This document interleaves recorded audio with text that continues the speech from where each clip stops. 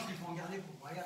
Oui, attendez, Louis, réservez-vous pour Brian De Palma. Moi, je suis simplement juste, je viens juste pour essayer d'introduire ces films, ce qui est assez compliqué. Et dire que demain, Bertrand sera là pour parler de Simon, ici, oui, demain soir. Oui, et que j'ai en parlé de Brian De Palma après avoir évoqué Agnès Varda, et là, on a vraiment, on fait le grand écart. Oui. Hein, c'est vraiment, là, on est dans deux cinéastes qui montrent que le cinéma couvre un spectre extraordinairement large.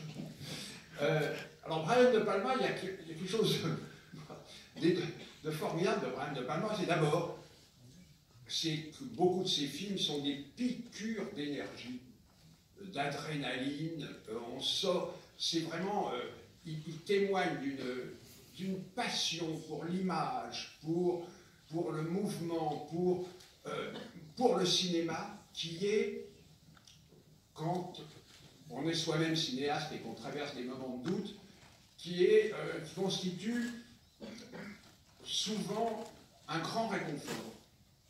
On vient là, on se dit, ben, il a peut-être traversé ce genre aussi de sentiments, et il l'a surmonté, et il l'a surmonté avec cette énergie.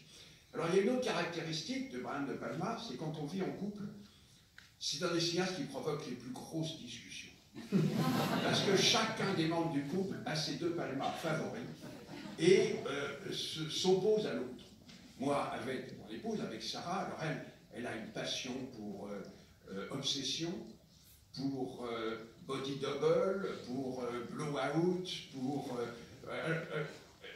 alors, on partage la même pour Carrie. Voilà. Mais moi, ceux que j'aime ne sont pas ses préférés. Donc on se bagarre là-dessus. On sait, mais vraiment, on se bagarre. Moi, j'ai une grande passion pour Carlitos Way, pour L'Impasse, que je trouve un des grands chefs-d'œuvre.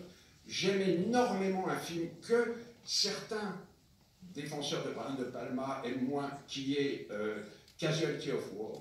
Oui, et d'ailleurs, je voudrais signaler que nous avons ici Thuy, où est Thuy, là-haut, je crois. L'actrice, elle est là, debout. Voilà, que Brian vient de retrouver 30 ans après. C'est là-bas.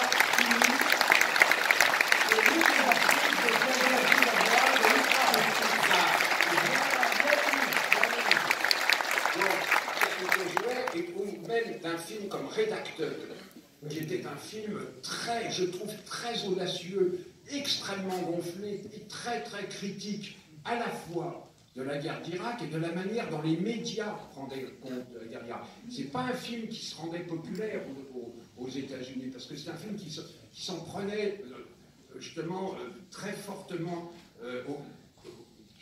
contre les médias qui attaquaient formellement.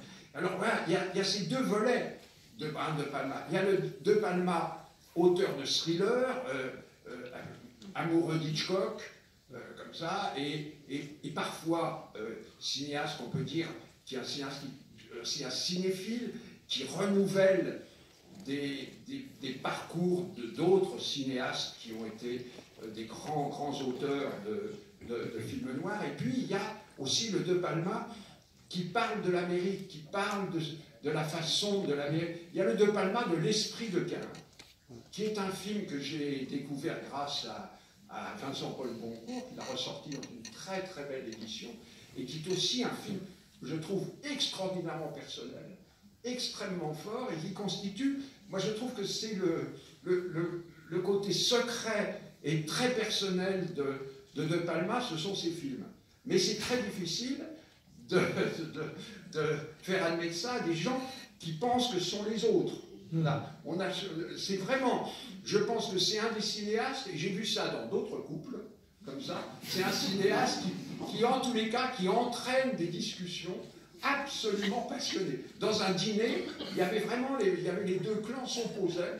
Les gens qui disaient, mais non, c'est évident, tu comprends, c'est Body Double, qui est un des mieux, c'est un des mieux. L'autre qui disait, mais non, c'est L'Impasse, c'est là. Bon, voilà, donc ça, c'est un des cinéastes qui provoque ce genre de discussion, et je crois qu'il le provoquera tout le temps. Il y a quelque chose dans ces films qui les rend, qui fait qu'on a envie presque de s'empoigner à leurs propos. Voilà. Donc, moi je suis très très heureux parce qu'il m'a donné, et il ne le sait pas,